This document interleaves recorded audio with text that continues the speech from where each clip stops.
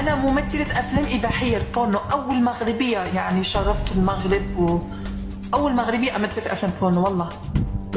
لو تيجي لعندنا للمغرب يقعدوا عندنا كتير ناس بتشتغل بالبنات، يعني فهمتي قصدي؟ يقعدوا يشتغلوا بيكي والله هداري. فيكي تأزميني عندكم على التلفزيون أطلع أحكي عن إنجازات البورنو اللي عملتها وأشرف المغرب بلدي بالخارج.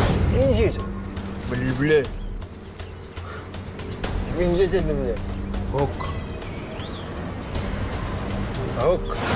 هكذا أصبحت تروج لنفسها على أنها مغربية بعد أن واجهت حملة شرسة من بعض الجزائريين، بعد أن كانت تتفاخر على أنها أول جزائرية تمثل بأفلام إباحية، بل أنها ست شرف أحفاد بوتاما.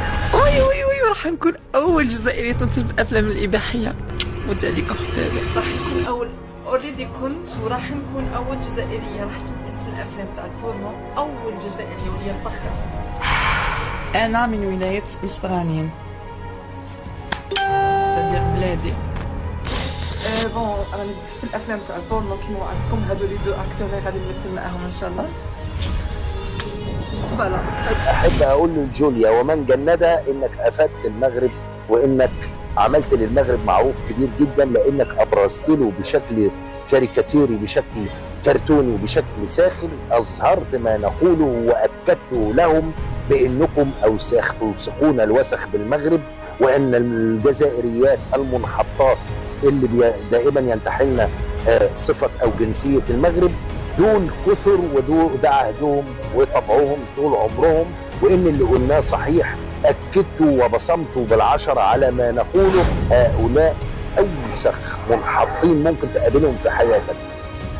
الجزائر لصقت بالمغرب وسختهم كلها، والمغرب بريء منها. واشهد خلال 10 سنين مقيم في المغرب من طنجة للجويرة اني لم ارى ما قالوه ابدا، بل ان الانحطاط سمة جزائرية بحتة، والسكيميكي والمجتمع والجنس والسيدة والدعارة والسياحة الجنسية وكل ده عندهم هم.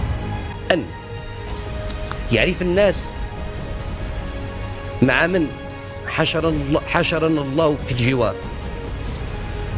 كنا نريد أن يعرف الناس النوايا الحقيقية لمن هم يساكنوننا ويجاوروننا، ولله الحمد سبحانه وتعالى فقد انكشف الغطاء وعرف كل واحد بقيمته الحقيقية، قيمته البشرية وقيمته السياسية.